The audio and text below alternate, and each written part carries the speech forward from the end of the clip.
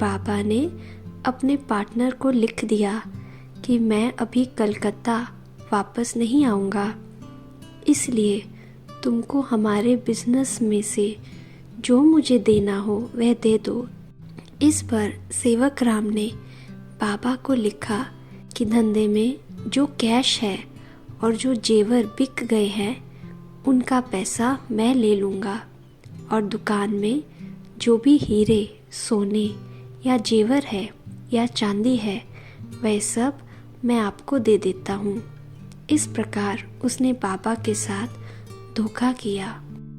बाबा ने कम दाम वाली ज्वेलरी ले ली और उसने खुद ज़्यादा पैसे लिए, और इस प्रकार बाबा ने ड्रामा कहकर छोड़ दिया।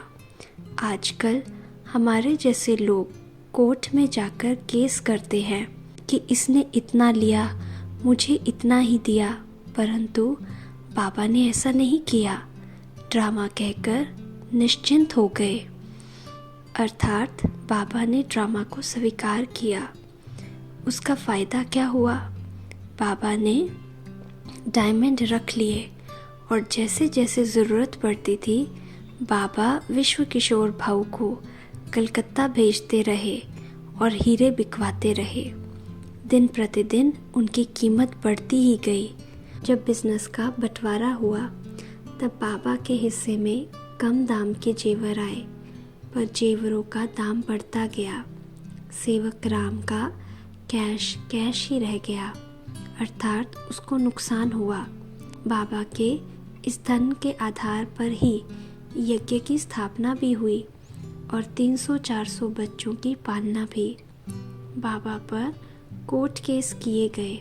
मम्मा को भी कोर्ट केस के लिए जाना पड़ा। उसमें कई केस जीते और कई हारे। 18 वर्ष की कम उम्र वाली कुमारियों को अपने लौकिक घर में वापस जाना पड़ा और 18 वर्ष के ऊपर वाली कुमारियों को यज्ञ में रहने को मिला। इस प्रकार से कोर्ट में कई खट्टी मीठी बातें हुई। ड्रामा का खेल चलता रहा। मातेश्वरी को जब बाबा ने पहली बार देखा तो बाबा ने उन्हें परख लिया और मातेश्वरी जी भी संपूर्ण निश्चय बुद्धि होकर यज्ञ में समर्पित हो गई। इस प्रकार यज्ञ बढ़ता रहा। हैदराबाद की सिंधी कम्युनिटी के लोग बहुत तंग करते थे, लेकिन ड्रामा को स्वीकार करते हुए बाबा कराची में चले गए। ड्रामा अनुसार बाबा ने कराची में कोई भी मकान खरीदा नहीं, केवल किराए पर रहे। ड्रामा ने बाबा को मदद करी। जब पाकिस्तान से भारत आए तो उन्हें किराए के मकान छोड़ना सहज हुआ। कराची में आना ड्रामा का एक टर्न था। कराची में अपना मकान होता तो नुकसान हो जाता।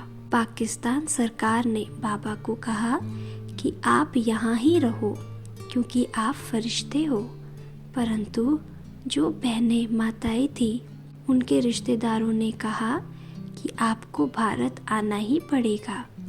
मनमोहिनी दीदी के चाचा मूलचंद जी ने बाबा को ऑफर किया कि स्टीमर से कराची से ओखा तक आने का और ट्रेन से आबू आने का आपको पूरा खर्चा मैं करूँगा।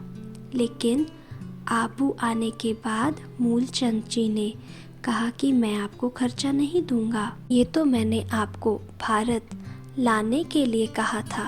बाबा ने ड्रामा के अनुसार ये बात भी स्वीकार की।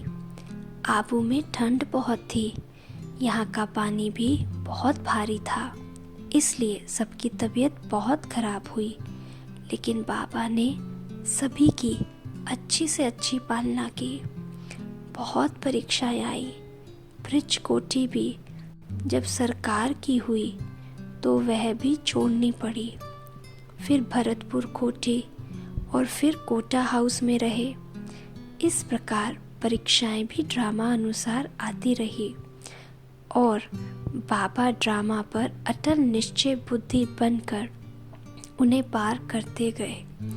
प्यारे बाबा के जीवन के इतने अनुभव जानकर, उनसे इतना ज्ञान सुनने तथा योग लगाने के बाद भी अगर हम ड्रामा की सीन देखते हुए हिल जाते हैं, हमारी स्थिति डावाडोल हो जाती है, तो क्या फ़ायदा।